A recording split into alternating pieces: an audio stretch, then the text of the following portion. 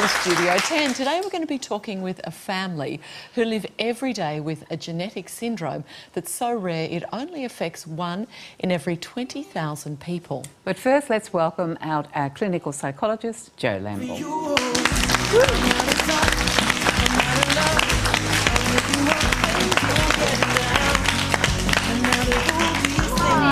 Hey, Jo. Hello, Jo. Hello. Well, we all know parenting is such hard work, but so rewarding. And this morning's guests are working even harder than anyone to give their little boy the sort of life we'd all want for our children. He is an incredible little boy, so before we meet Jacob, let's take a look at some of his story. So I was just driving and then I rang Frank, put him on speaker. I was crying, I didn't know how he understood me, and I just said, it's really bad, it's bad, it's really, really bad. And he's going, what do you mean? How bad can it be? And I said, it's the worst news we could get. The pain and sadness Jo Caracoglia felt the day she left the doctor's office is unimaginable, but she now had to tell her husband their niggling worries had been realised. Their beautiful baby boy had been diagnosed with a severe syndrome that would rob him of a typical life. Devastating, really. It's not something you want to hear about your own child. You know, I've got 2 other perfect boys, you know what I mean, and the youngest, which I've got such a bond with, to hear that is just, you know, tore me apart, you know what I mean? Jacob was almost 1 year old and he hadn't reached any of his major milestones. His parents were both concerned for the health of their son, and for Jo, it was a seemingly innocent behaviour that reinforced her fears that something wasn't quite right.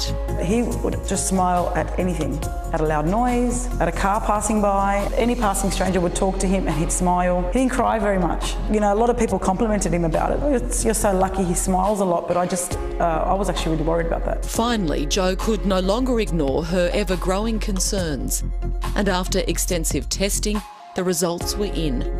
And as she sat down in front of the doctor, she knew their lives were about to change. He turns the page and just takes a moment and looks up at me and says, but they did find something on his chromosome. And I said, well, what do you mean? And he said, I'm really sorry, but there's a mutation on his chromosome 15. Remember, that's what the words he used, which means he has Angelman syndrome. No, actually, he said Angelman syndrome. I'll never forget that because that's how much he didn't even know what it was. He'd pronounced it wrong. And I was just like, what's that? What's that? It's a rare genetic syndrome that affects roughly 1 in 20,000 people. And out of 46 chromosomes, the fault lies with number 15. The news was earth-shattering.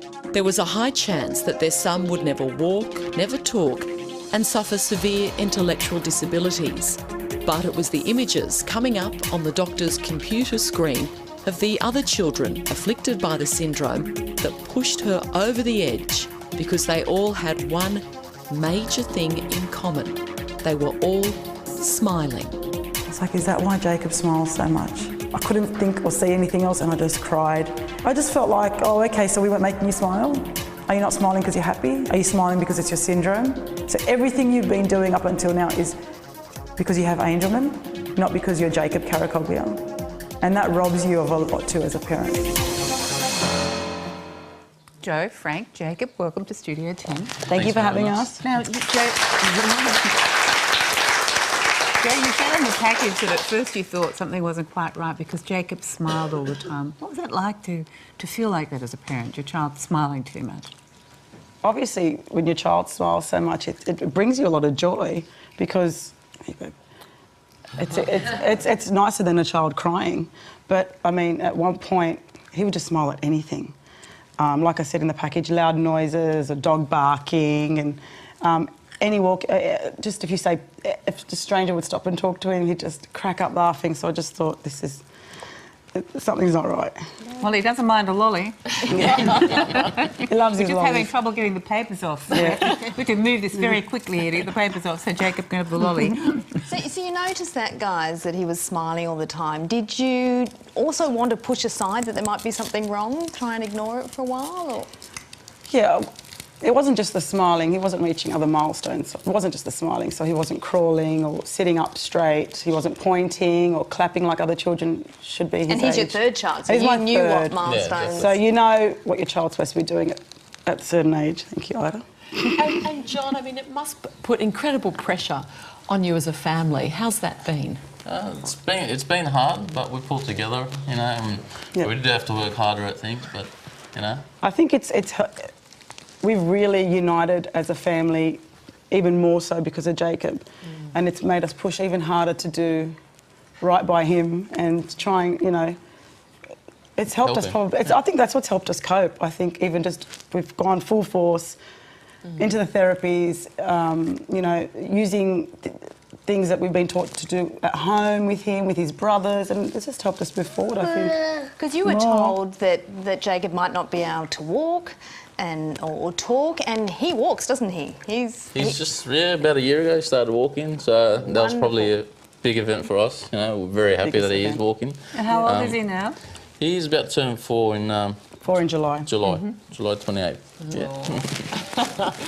And you were mentioning, Joe, how it's sort of, as a family, brought you together. Yeah. For a lot of families, that they might sort of say it'd sort of maybe tear them apart. What are the sorts of things that you've been able to do that have meant that you've been closer? I've heard that too, because a lot of it does break up a lot of families. So I can only speak for myself. Just look at him. Yeah. He really is an angel. I'm not just saying this. Like we're so blessed to have him. He is a lot of work, but you know, you spend 5 minutes with him and you just crumble. You can never be mad. When you're even on your most tired days, he gives you this big grin or a hug or a big sloppy kiss, and you just feel so much better. And you know you're working towards something really. Even on your hardest day of work, if you had the worst day and you're really tired, you just show up, he'll give you this big smile and this big wet kiss, and you just feel so much better. It makes your day, you know what I mean? Oh. Well, we'll hear a little bit more about your story right after this break. But stay with us here on Studio 10, because we're going to see more of Jacob's beautiful smile.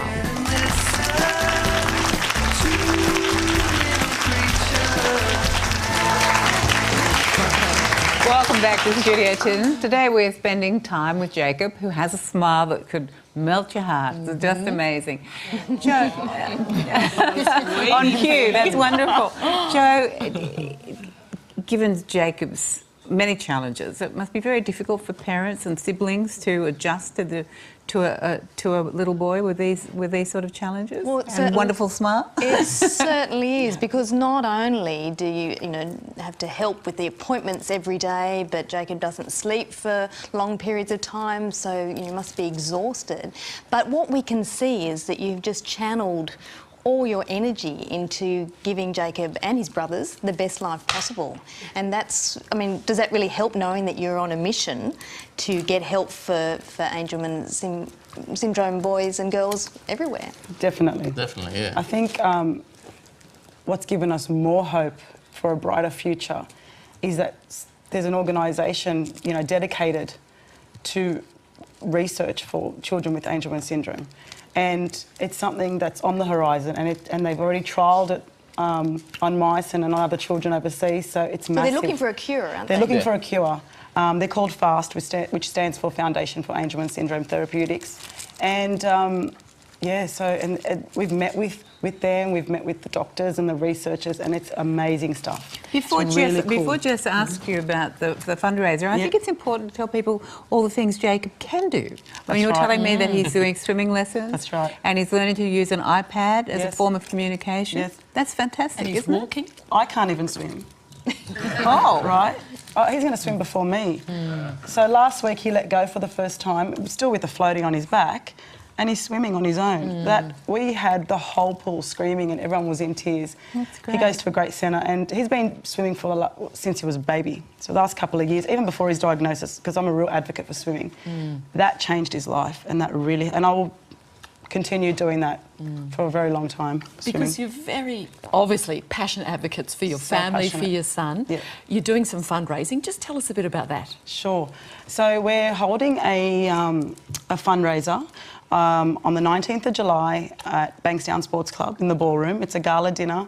It's going to be a great event, and all proceeds will be going to FAST. and to bring these trials, to start trials here in Australia. Well, we wish you all the very best, and we know that viewers out there are going to want to get on board and help to donate to your very big fundraising event.